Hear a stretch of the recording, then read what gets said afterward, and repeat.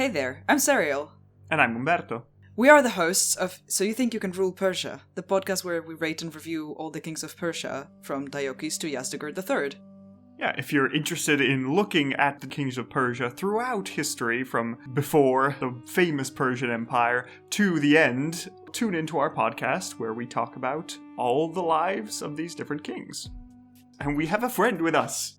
I'm Trevor Gully, host of the History of Persia podcast, where I cover everything from about 700 BC down to 700 CE.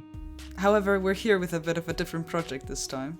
I'm here with Umberto and Sariel to steal their podcast for a one-time live event.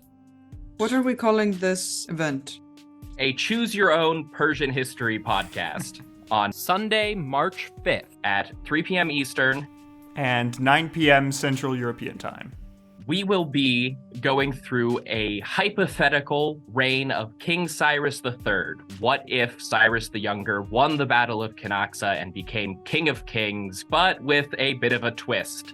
For this live event, we are going to do a Choose Your Own Adventure podcast, where you, the audience, are going to add your comments into the mix and choose which divergences from real history Cyrus the Younger is going to have to go down in our hypothetical.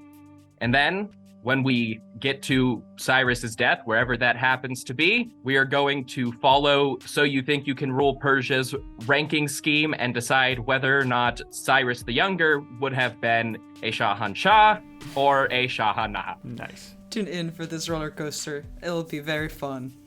And you can get tickets at moment.co/history of Persia. I didn't pick the URL, they just gave it to me. I think they created it before I even agreed to do the podcast. I feel like this was so chaotic. I think it went rather well.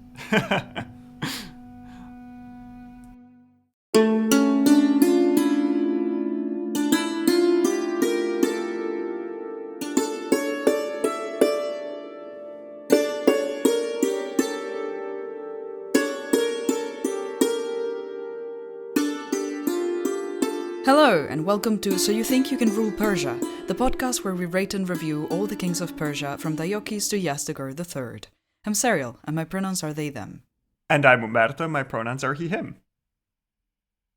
Hello everybody, and welcome to episode 28, which is called Antiochus the Child. No number this time, just the child. Oh, promising. So, we'll see what happens. So we're going to be dealing with our first child ruler since Alexander IV and see, is this Antiochus going to copy his grandfather and rise to greatness from a difficult situation, or is he going to follow in Alexander IV's footsteps and just crash and burn in a catastrophic and sad manner? Serial, what's your prediction? I mean, we know how well child rulers go. I do not have high hopes for this kid, sadly. But hey, happy to hear how everyone else is dealing with it and how everyone's freaking out about it and who will end up on the throne next. So, let's do it. Just before starting, what's your estimate for how long Antiochus the Child lasts? Oh, I mean, if it's just a child, at least I would assume, are we starting since he's like a baby, or are we starting when he's already a toddler? He's about 5 years old when he takes the throne. Oh, then I give him, and not really him, obviously, but whoever is ruling in his behalf. Who was regent? It is Heliodorus, the guy who was chased away by angels from Jerusalem. Right. Oh. That guy. I'm gonna say 5 years, but I'm being very generous. I think it'll be like 3. Okay, we'll find out. I guess how it we'll works. see. Okay, so let's start with just a quick recap of Seleucus IV. So Seleucus IV was the son of our dearly beloved Antiochus the Great, and he took the throne shortly after his father died of being killed by an angry mob. Yes, one does. So Seleucus IV was sort of in trouble because he had enemies on all sides, and he needed to find a way to deal with all this stuff. So how he dealt with it was by trying to make friends around, settling marriage alliances, getting parts of Greece on his side, marriage with Macedon, and... trying our best. Yeah, trying our best. Is what I would call it. Yeah, he was lucky that his sister was ruling in Egypt as a regent for her son, Ptolemy, of course. Slightly distasteful parts came in when the Romans asked for Seleucus' firstborn son Demetrius and shipped him off to Rome. Whoops. In exchange for the brother Mithridates just decided to stay in Athens and have a holiday there. Also, Seleucus decided to start raiding temples to gain money, among which was the temple in Jerusalem, making the Jewish people there very angry, which is going to be a theme for the next episodes. So you can look forward to that? Question mark? I will miss the Cyrus the Great times dearly, let's say. Yeah, I think everyone does, but... And then Seleucus ended up supposedly poisoned by his minister Heliodorus, who then made himself regent to the newly king Antiochus the Child. Right, because, that's more useful if you can't use the grown man that you're trying to manipulate, and he has a child that cannot rule, and you find a way to make yourself legitimate regent, which, did he? I don't know if we discussed this. Yeah. Okay, so let's start with Antiochus the Child. First of all, he is the son of Seleucus IV, and who? His sister, Laodice. Hooray! Our first sibling incest baby for a while. So, yeah, he was born in about 180 or 179 BC, and he had an older brother called Demetrius, which we just mentioned. Right, yeah. But unfortunately, when baby Antiochus is barely old enough to be aware of his surroundings, big brother Demetrius was sent to live in Rome as insurance, quote unquote, where nothing bad would happen to him. We were speculating if, was it with Demetrius or was it with... Yes, it was. I think it was with Demetrius. That I was saying, maybe he would switch ranks in one of the top 10 anime betrayals ever. Just could be. He likes Rome now, and now he works for them, and oh no. Is blood thicker than water? Find out in this terrible drama. Well, tune in to the next episodes to find out what happens to Demetrius, and if he betrays all of our families, and causes the downfall of the empire because he loves Rome now. Okay, wait. Are you joking, or are you is this exaggerated, or is this actually what's going to happen? I am very... You'll never know. I mean, you'll know in a few weeks. But... This is the point of this podcast. Yes. But big brother Demetrius is off in Rome, so our little baby Antiochus is now the heir. But that's not really a concern, because, Seleucus is only 43 years old, he still has a long and prosperous life in front of him. Oh wait, the murder. And so, in September of 175, Seleucus is poisoned by his chief minister Heliodorus, and baby Antiochus is made king at the tender age of 5. Congratulations, sir.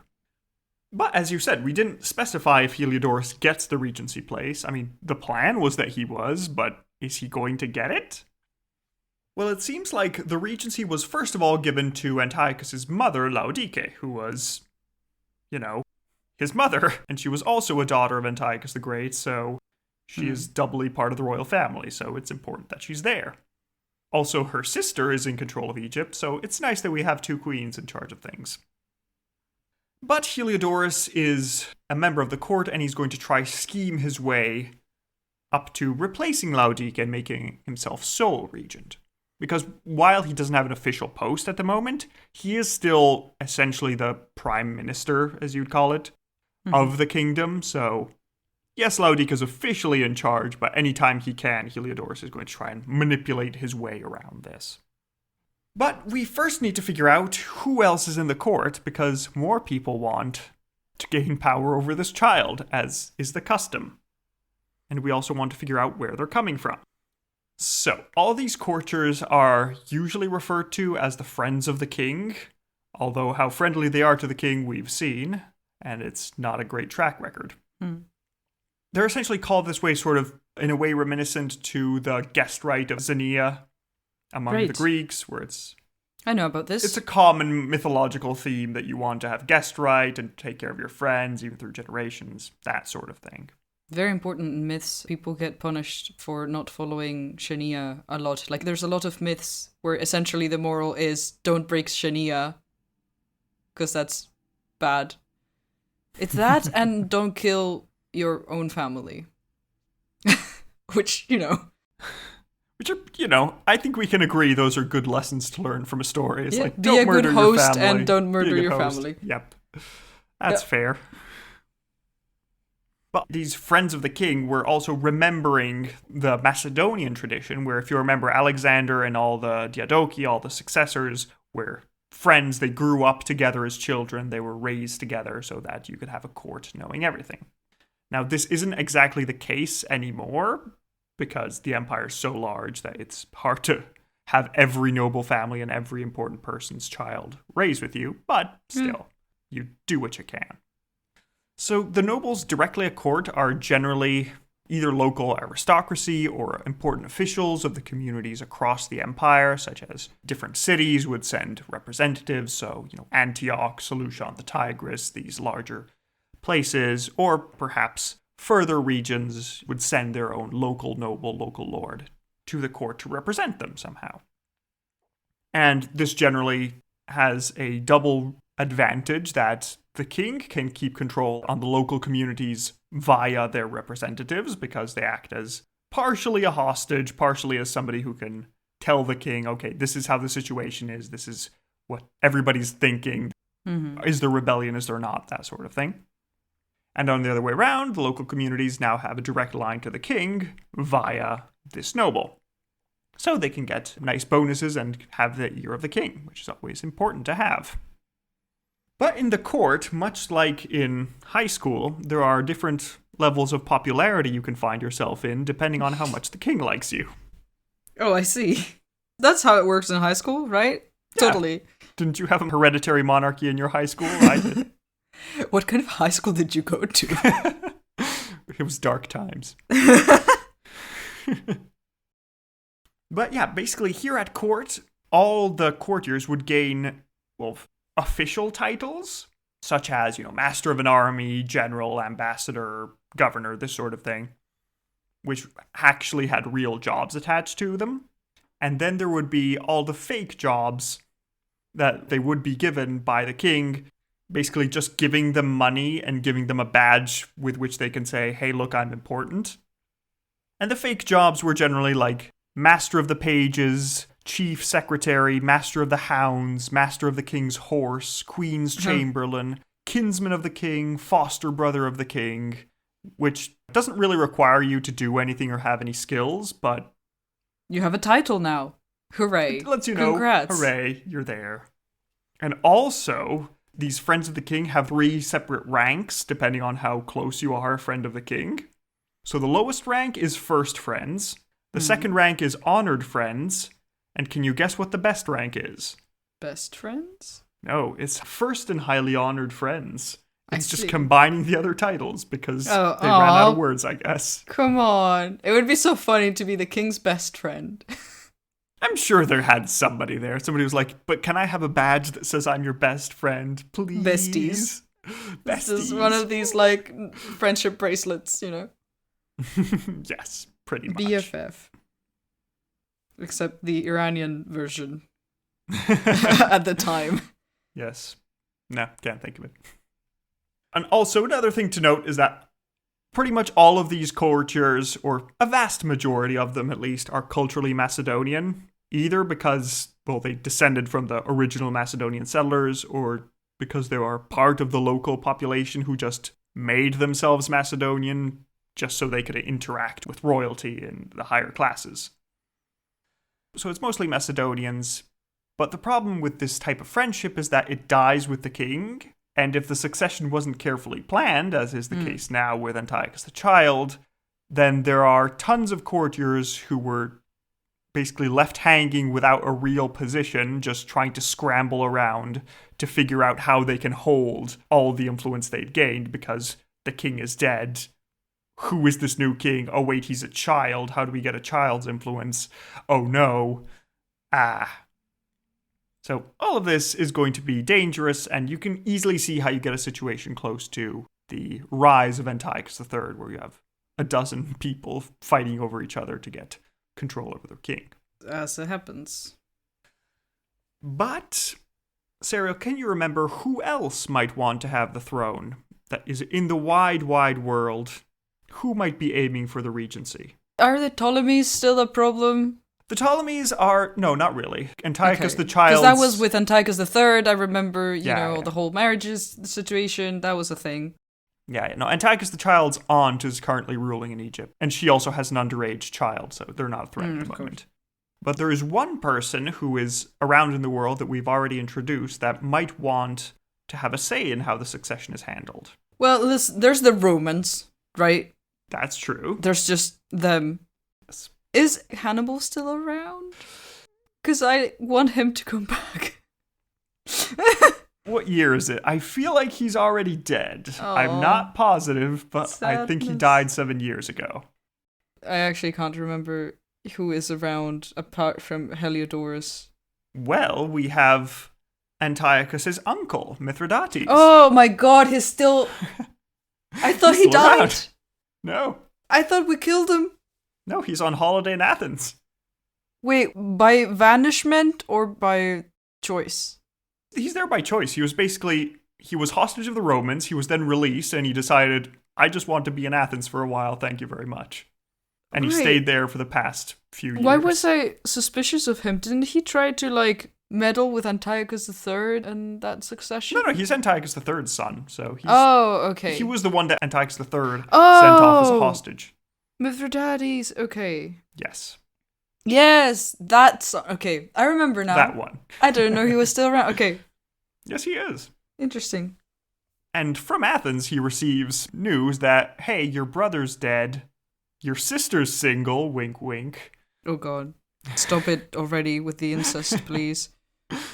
And your nephew is on the throne, but it seems like he's being controlled by this minister called Heliodorus. Are you going to be doing anything about this? And Mithridates isn't really happy with this situation because he doesn't like Heliodorus and he thinks, I'm the only adult Seleucid.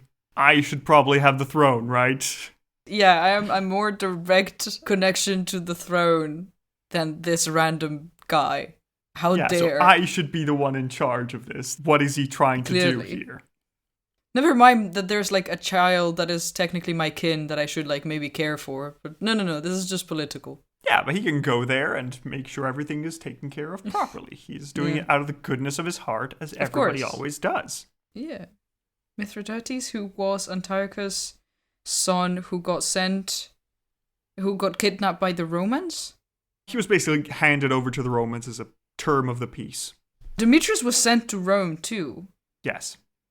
So both of them were sent to Rome. One of them more Yes. willing Basically, than... Demetrius was in exchange for Mithridates.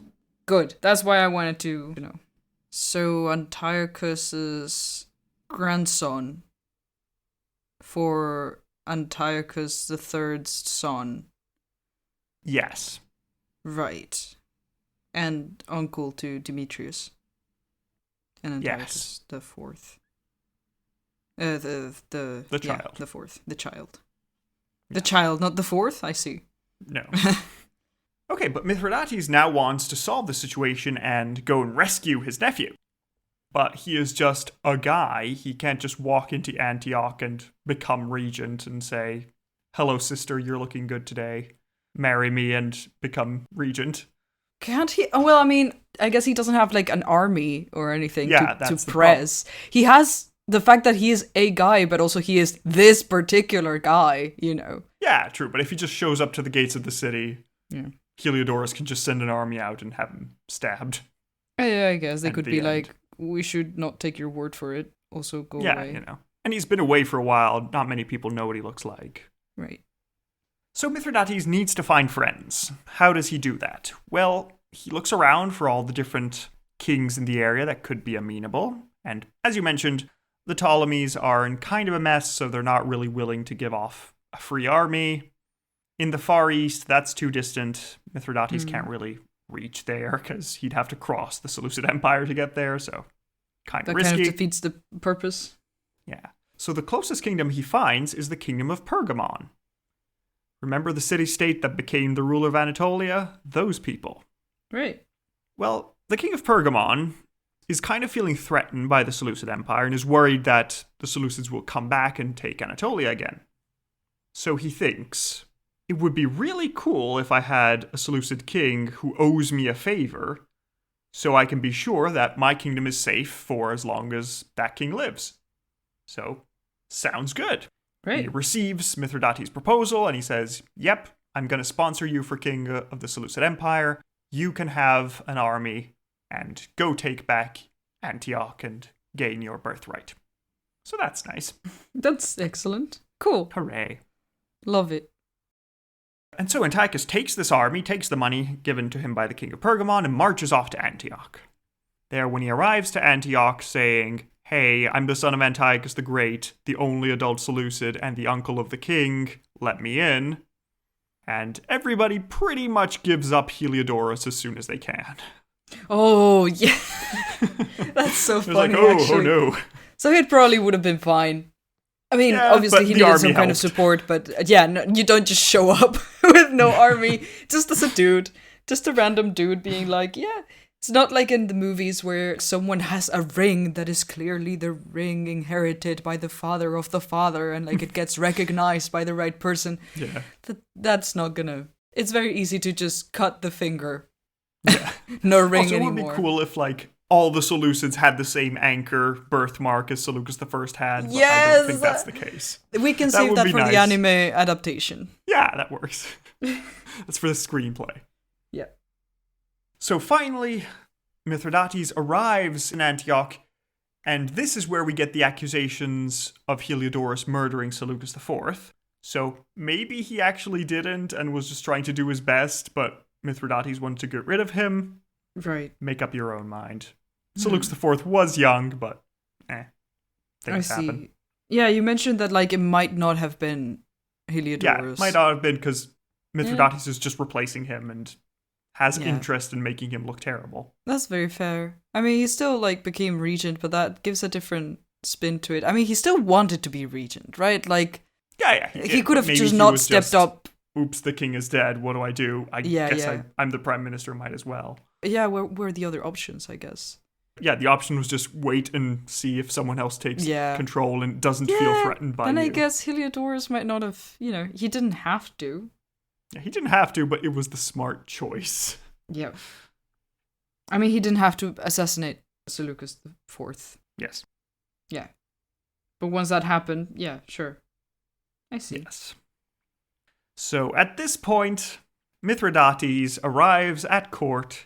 He sees his sister Laodike and says, hey, do you fancy marrying a third brother? Oh my god. Laodike says, do I have a choice? No, you don't. Laodike, I'm so sorry. Yeah. It's not a great time, I'm afraid. 3 marriages with 3 brothers, 2 of them dead.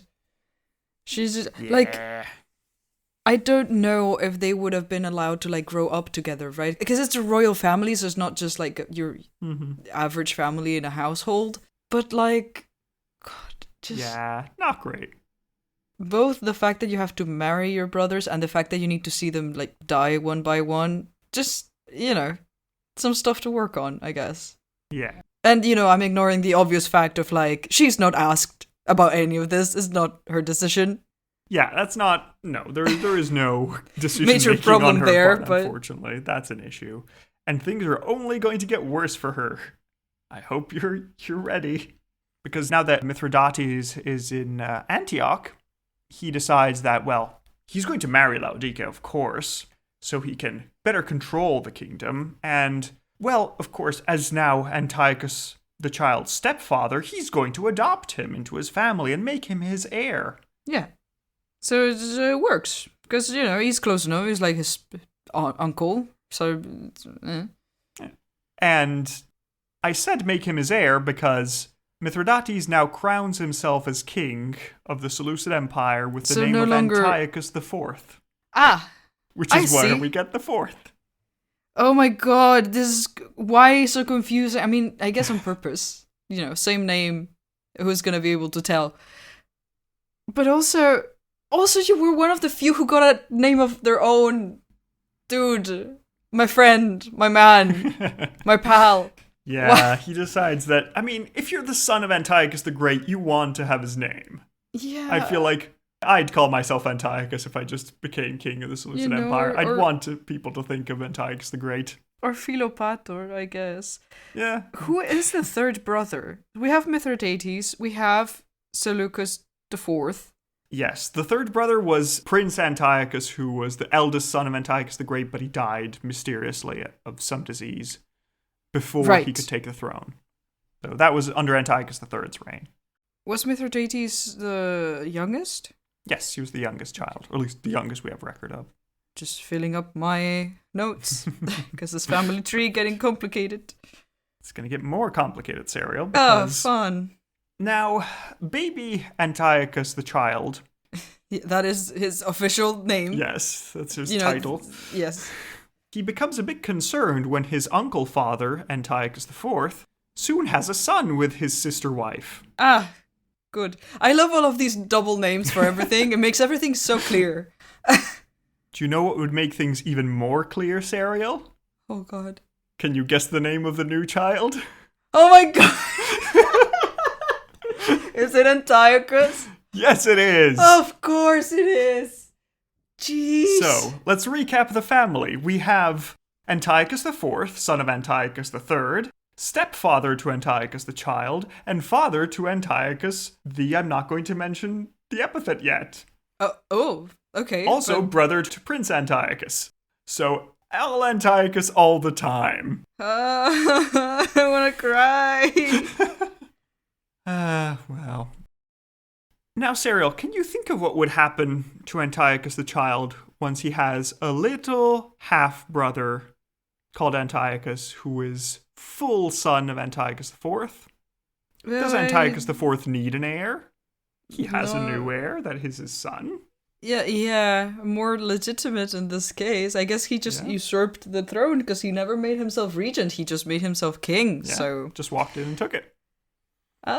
I mean, like, what do you care? I guess they want their own, like...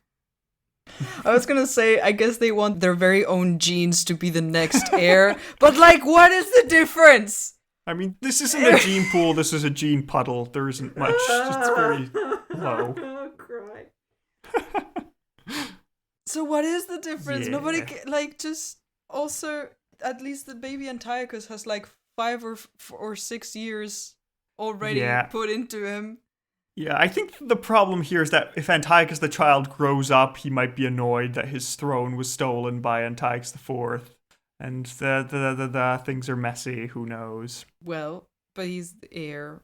Just, I don't know. Yeah, but that could just be taken away by Antiochus IV deciding, yep, I want my other son to be heir, not you. In the end. Yeah. It's a dangerous situation being king. See. It's terrible. Well, I guess that's the end for Antiochus the Child. Even though maybe he was like a lovely person, and you know. Who knows? But as we said, sometime in 170, Antiochus the Child outlived his usefulness as an heir, and at the ripe old age of 10 years old, he was murdered on the orders of Antiochus IV. Presumably secretly, but news got out. Think how happy Laodica is that her brother husband killed her son. Yeah. That's going to be a fun conversation. Exactly. Like, it is very close family. Like, it's essentially the same thing. Oh my god, I cannot. I cannot with these things. Was Heliodorus killed? Heliodorus was executed as soon as Antiochus IV arrived. Yeah, of course. So, yeah. Solved. The end. This is great. This is going great. I love this. You know, at least before the incest, you had like clearly delineated barriers of like, okay, this is why I'm interested in this, because this other person is foreign enough that like it would make me and my family lose the power that we have. But like, it doesn't matter. Here doesn't matter. Like, I see it and I see what you mean of like, oh, what happens when Antiochus the Child grows up? But like, seriously, guys. Yeah, it's a harsh time. You don't want to be king. So I was right. He ruled, you know, quote unquote, ruled for 5 years. Yes. technically, although I will be counting as rulership the time he is ruling on his own, basically when Heliodorus is in charge. Yeah. So okay. that is the official time. Basically, when Antiochus IV starts his reign, I consider that the end of Antiochus the Child's reign. Oh, I see. Just for accounting purposes. I did say 3 to 5 years, so like I am right. Yeah, that works. Regardless. Yeah, no, he lived 5 years after becoming king. How long he was king, we'll find out in lengthiness. Also, I am very impressed that you actually decided to have him as king. I almost didn't, but it's like, but there's this succession, I can't justify just skipping him. It's like, might as well. Let's yeah, go it got for messy. I'm glad we clarified. And you couldn't put Heliodorus, because that technically, like, he was as regent. Yeah, he isn't so, the king. you know. We don't count regents here, so. He never claimed to be the king. No. Unlike other people. Okay, so I guess we can start rating Antiochus the Child. Hooray, Child King number 2. Oh, the Face of Faces will be fun. I'm excited for that. Okay, so the first category is final moments. How interesting was his death? Murdered by his stepfather/uncle because he was no longer useful as heir. Useful. Seen that before. Yeah, I Lots think of babies murdered. It's not why he's interesting, if that makes sense. No, I think it's worth something. It isn't just who knows. But I do like the fact that it's his stepfather/uncle murdering him. That's juicy. I'm somewhere between a 3 and a 4. Not regarding the death that much. I'm gonna go for a 2. A 2? I won't go higher, yeah. I'm gonna go for a 3 because it wasn't his fault. But I still like the whole family murder. That's, in the context of the podcast. I'm gonna stick with a 3, and Serial, you're going with 2? Yep. Okay, so with a 3 and a 2, he gets a 2.5 out of 10 for final moments. Next category is battle hardness. How good was he at war and fighting? His city just surrendered when Antiochus IV arrived with his army, and that's it. That's all his battle hardness. Oh, I see. So, yeah, I don't think I can justify anything above a 0. I mean, did you really expect to give a child nothing much happened. Something, yeah. Yeah. So, a 0 and a 0 makes a 0 out of 20 for battle hardness. Next category is scheminess. How good at plots was this child? He got murdered and controlled all his life, so that sounds like a clean 0. Yep. So 0 and a 0, 0 out of 20 for scheminess. Next category is shock factor. How shocking was this child who did nothing? This child who did nothing. He was a child of brother-sister incest. Does that count as shock factor? Do you want to give him a token point for that? No, not really his fault. Yeah, no. Grasping at straws here. Yep. So, 0 and a 0, 0 out of 20 for shock factor. Next category is Aaron Shine. How good was he for the Empire in general and Iran in particular? He didn't have time to do much. He barely had control over himself. He probably barely had control over his bowels. It was difficult. Good point. So, yeah, he made no sensible impact on the Empire. I wondered whether to include him or not. I think this is a textbook 0. Yep. So, 0 and 0 is a 0 out of 20 for Aaron Shine. Next category is Face of Faces. What do you think this Child King looked like? Well, that's my cue. Let me, Yes, and this time, unlike Alexander IV, we have a contemporary portrait, so I'm excited to show you that. Oh, wow. Okay. All right, so... Oh, no! I'm sorry. Oh, no, this is terrible. Are you okay? Worse than Alexander IV. Okay. Aw. Yeah. So we have a small baby little tiny small Antiochus the Child in a nice little robe with Seleucid anchors on it. I'm sure he was very proud of the anchors. He has a little diadem on him and frizzy hair.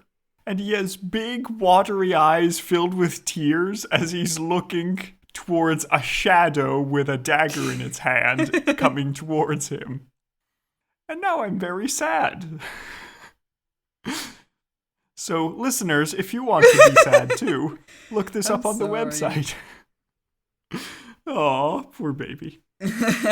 You had a tough life. I'm sorry, kid. But Serial, let me show you what he looks like really. So you can feel bad too. Oh my goodness, yes. Contemporary portrait. Oh, another coin. Oh, that's so funny. Okay, that is hilarious because it's a coin with a profile and it's like, it looks like a child, but it looks like a, in these medieval paintings when baby Jesus is drawn as like a little man instead of a baby, because it's called a homunculus because for some reason like they can't represent him as just an innocent baby because he is like the son of God, and so the compromise was just to draw him as a small man, so like adult proportions but in a baby's size. I can see that. This has this vibe where like it does look like a child, but it also looks like the adult portraits of its ancestors. Yes, it feels very much like a child placed in an adult's place. So that's very funny to me. Yeah, he has slightly, wavy short hair with the diadem and a profile similar to his dad, I guess. Or uncle. I can't remember. His dad. I think he also has the same pouty lips. I can see despite having the baby cheeks. Yeah. Like the chin and lips are the same, yeah. And the eyes also remind me of Seleucus. Yeah, it's funny. I don't quite like this one as much, but Yeah, they had time to make that coins. They made coins with his face. So what are you thinking for rating? How impressed are you? Know. I like that we have the face of a child in a king's place. That's fun. I think a 4. A 4, Sounds okay, right. so you're going down low. Well, not super low. I mean, sure, relatively low. I think I've been giving like 5s and 6s, yeah? Nobody's gotten below a 5 among the Seleucids. Okay, so you're going with a 4, I'm 5 or 6. I think 5, honestly. I think it's not especially remarkable, but I like that it's a child, so I'm going to stick with the good old reliable 5. Good old reliable. Yup. So with a 5 and a 4, we're going to get a 2.3 out of 5 for Face of Faces. Next category is lengthiness. How long do you think he reigned? And to explain what I mean by how long he reigned is basically from the death of his father to Antiochus IV coming in and taking the throne for himself. Basically, when Antiochus IV gets to Antioch and takes it over from Heliodorus. I'm going to go with the lower of my estimates and say 3 years. Well, that was a very high estimate. Because the actual date is from the 3rd of September 175 to sometime in November 175. Oh. To a total of 2 months if we're being generous. Probably never less. mind then. So, there we go. What the hell? It might be the shortest one, but we know exactly that Xerxes II had 45 days specifically.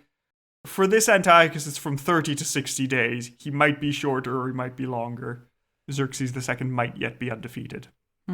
But anyway, if we divide 2 months, which is what I'm counting, by 10 years, we get 0.013 points out of 5 for lengthiness.